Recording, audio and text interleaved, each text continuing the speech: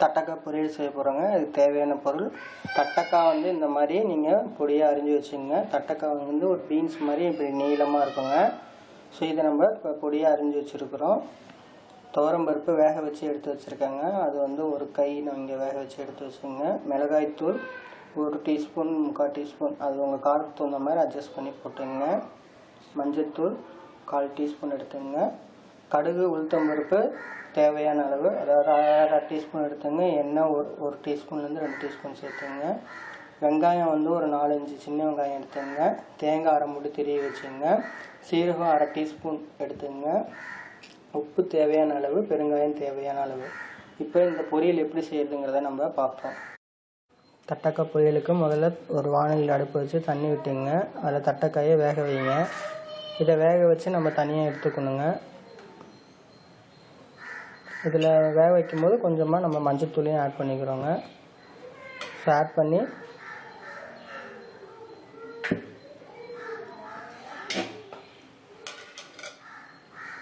இதில் நம்ம மஞ்சள்தூளை ஆட் பண்ண போகிறோங்க.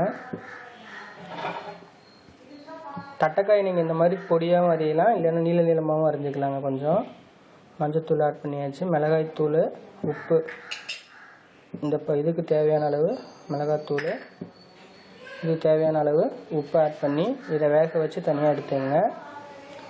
இது தட்டைக்காய் வந்து நம்ம இந்த 1 இன்ச்சு நீளத்துக்கு கூட நீங்கள் அரிஞ்சு இதே மாதிரி நீங்கள் பண்ணலாம். இந்த மாதிரி தூளை அரிய எனக்கு முடியாதுன்னா அந்த மாதிரி நீங்கள் அரிஞ்சு எடுத்துக்கலாங்க.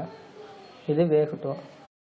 தட்டைக்காய் பொரியலுக்கு தேங்காயும் சீரகம் வெங்காயம் இது 3ஐயும் நம்ம மிக்சியில் போட்டு அரைச்சி ஒரு விழுதாக எடுத்து வச்சுங்க.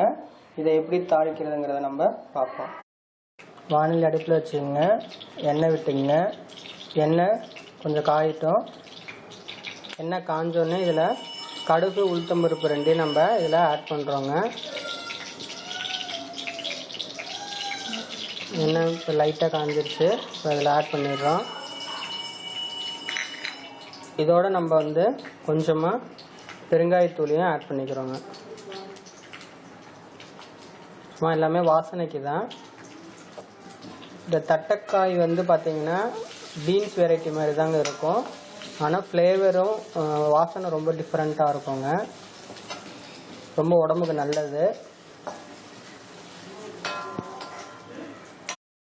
இப்போ பாருங்கள், பருப்பு செவந்துக்குச்சு, கடுகு வெடிக்குது. இப்போ நம்ம இந்த அரைச்சி வச்ச கலவையை இதில் ஆட் பண்ண போகிறோம். அதாவது தேங்காய், சீரகம், வெங்காயம் இதை அரைச்சிருக்கோம் இல்லைங்களா, இதை நம்ம இதில் ஆட் பண்ணுறோம்.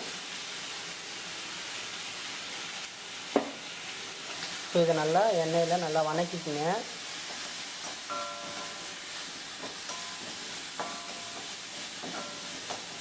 அந்த வெங்காயத்தோட கொஞ்சம் பச்சை வாடை போகணுங்க. ஸோ அந்தளவுக்கு இதை வதக்கிக்கிட்டு நம்ம வேக வச்ச அந்த தட்டைக்காயை இதில் ஆட்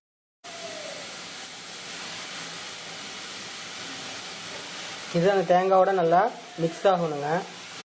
இப்போ இந்த இதில் நம்ம வந்து இந்த பருப்பை ஆட் பண்ணிக்கிறோங்க. நம்ம துவரம்பருப்பு வேக வச்சோம் இல்லைங்களா, இதை நம்ம ஆட் பண்ணிக்கிறோம். உங்களுக்கு துவரம்பருப்பு பிடிக்கலன்னா நீங்கள் பாசிப்பருப்பை கூட நம்ம இதில் ஆட் பண்ணிக்கலாம். இது வந்து வேக வச்ச துவரம்பருப்புங்க. பருப்பு நல்லா ஓரளவுக்கு வெந்தால் போதும், நசுங்குனா போதும். அந்த பதத்தில் நம்ம எடுத்துருக்கோம். உங்களுக்கு வேணும்னா நீங்கள் பாசிப்பருப்பையும் நீங்கள் நம்ம காய் வேகும் போதே அதையும் சேர்த்து வேக வச்சிடலாம். ஸோ இது கொஞ்சம் அந்த ஈரப்பதம்லாம் போகிற அளவுக்கு இதை வதக்கி எடுத்துட்டோம்னா நமக்கு சுவையான தட்டைக்காய் பொரியல் தயாராகிடுச்சுங்க.